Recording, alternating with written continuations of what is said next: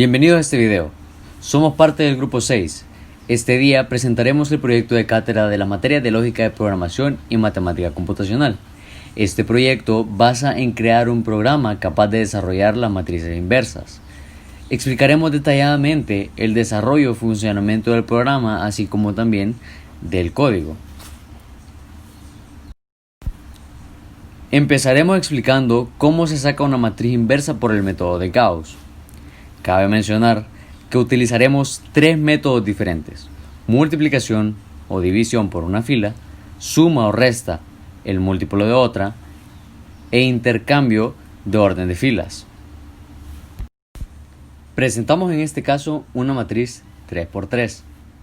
La podrán estar viendo en la pantalla. Aquí podemos observar la matriz por bloques. Lo primero que realizaremos es dividir la fila 2 entre 2 y la restamos a la fila 3 y el cuádruple de la fila 1.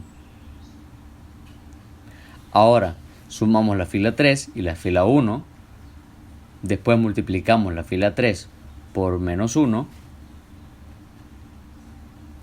Cuando ya tenemos la identidad en el lado izquierdo, hemos terminado. Por lo tanto, la matriz inversa de A es... Ahora, ¿cómo funciona el programa? Introducimos la cantidad de filas y de columnas que tendrá nuestra matriz. Introducimos los valores en el orden en el que se nos es indicado. Le damos a Enter y este nos mostrará la matriz que hemos introducido, así como también el resultado de la matriz inversa. Ahora veremos la explicación del código. Nosotros creemos que la forma más inteligente de resolver un problema grande es dividiéndolo en pequeñas partes, que pueden ser resueltas de manera más sencilla y ordenada. Lo primero que veremos es la función matriz identidad. Esta función se encarga de generar la matriz identidad. Consta de dos ciclos for, los cuales recorren las filas I y las columnas J. Como ya sabemos, la matriz identidad se caracteriza por tener valores de 1 en los espacios 1, 1, 2, 2 y 3, 3.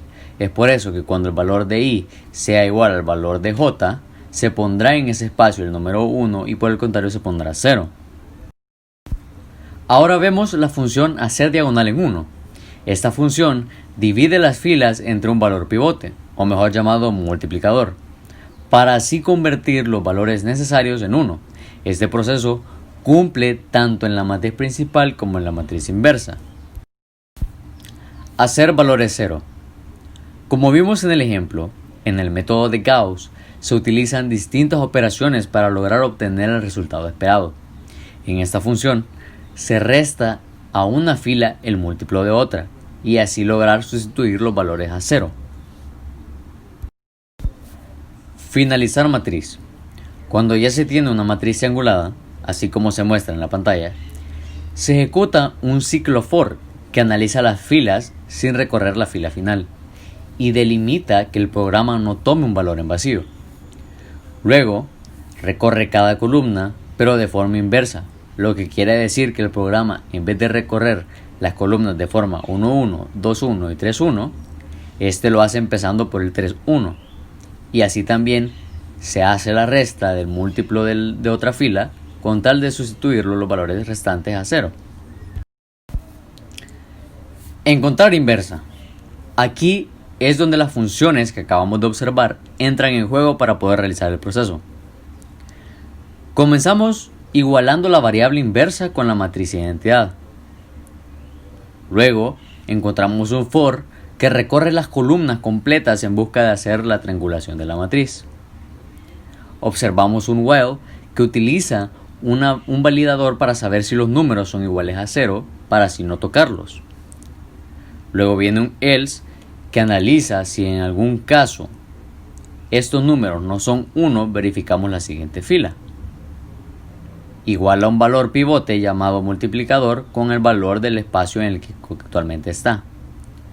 Luego, utiliza un for para recorrer toda la fila en la que nos encontramos.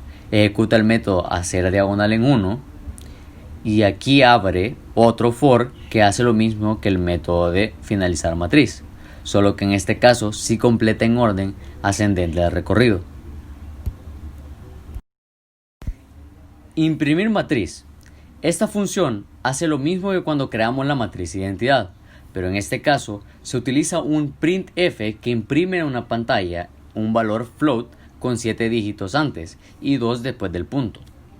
Después de recorrer la cantidad establecida de columnas, se imprime un salto de línea para imprimir la siguiente fila. Ahora veremos el int main, donde se unen todas las funciones que hemos visto para completar el proceso. Primero, inicializamos una constante que será de tamaño base para nuestra matriz. Empieza inicializando dos matrices con un tamaño constante de 100. Con los sprintf y scanf, pida al usuario que introduzca las filas y las columnas de la matriz. Para validar si la matriz será cuadrática, analiza si las filas son iguales a las columnas. Si no es el caso, se imprime no se puede encontrar la matriz inversa porque la matriz no es cuadrada. Y se libera el espacio en memoria que estaban utilizando las matrices.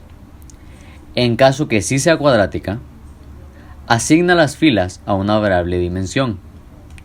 Con un for, recorre las filas y con otro for, las columnas de cada fila. Y pide al usuario que introduzca los valores. Luego llama al método imprimir matriz y se le pasa la matriz principal. Luego se ejecuta el método encontrar inversa que previamente explicamos y así es como funciona el código fuente. Muchas gracias.